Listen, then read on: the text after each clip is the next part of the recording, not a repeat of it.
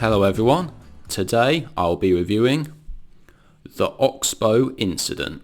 So the Oxbow Incident was released in 1943 and was directed by William A. Wellman, and this film is a western starring Henry Fonda.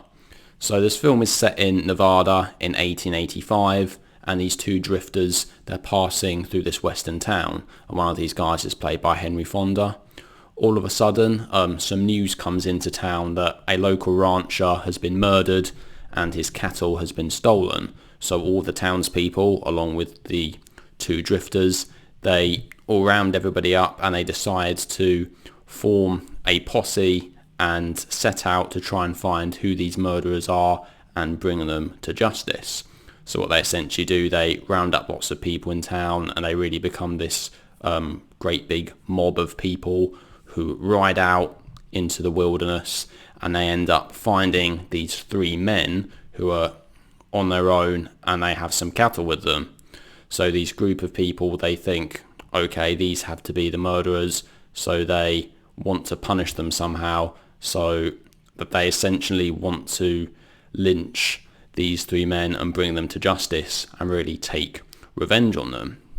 So this is the first time that I'd ever seen this film, and it's one of those films I wasn't really that familiar with, and I knew myself that it was one of Clint Eastwood's favourite films, so I was quite looking forward to getting into this, as it also stars Henry Fonda, who was a brilliant actor. And this is a real different kind of film. It was really interesting, and it really wasn't what I expected at all, because I knew it was a western, so there's certain expectations I have of what a western is, and this is really not what I expect at all. Not that that is necessarily a bad thing, as I did enjoy this film very much.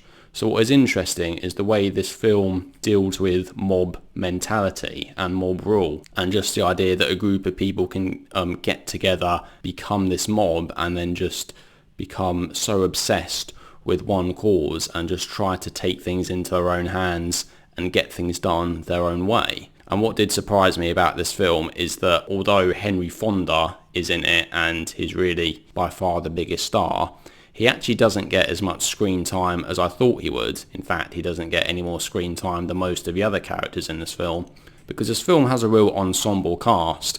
Obviously, as I mentioned, there is a big mob in this film. There is a big group of people, and we see each of these different characters, they all seem to have their own input on what is going on. So when they ride out and find these three men, we get to see a few of the guys tend to disagree with each other about what is happening, and we tend to hear quite a few of their opinions put forward. Now, I should mention that these three men, they're each on their own out in the wilderness, and one of these men is played by Dana Andrews, who later went on to go in films such as Laura and The Best Years of Our Lives. So he's an actor I was familiar with, and I have to say he gave a great performance in this film, because you really feel like his character was on his own sort of strand, and he was saying he was innocent, saying he hasn't murdered anybody, and I really think that he gave this standout performance in this film. Another one of these men is played by Anthony Quinn, who later went on to be in lots of big films and became a successful actor. And he's also very good as well, though towards the start he doesn't have much dialogue, though his role picks up a bit later on. In terms of Henry Fonda's performance, he's also excellent as always. He's a terrific actor.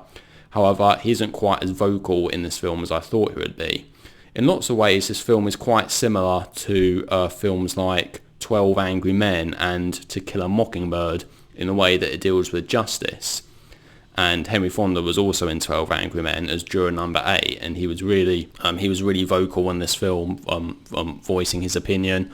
But in this film, his character is a lot more passive, and he doesn't get involved in what is going on quite as much. Although obviously, as you can expect, being Henry Fonda, he does have the moral centre in this film where he does voice his opinion and he really wants to do the right thing, as he always does. So in terms of the downsides of this film, what I didn't like so much is the way it looks. So obviously being a western is set in the west, obviously in the out in the wilderness, but to be honest, this film is really only a western in terms of the setting, in terms of where it is set, because in terms of the plot, it isn't really a western at all. It's more of a drama, a bit like To Kill a Mockingbird, for example, and It's very obvious that this film was filmed on quite a low budget, because quite a lot of the time you can see the matte paintings, they just serve as the backdrop.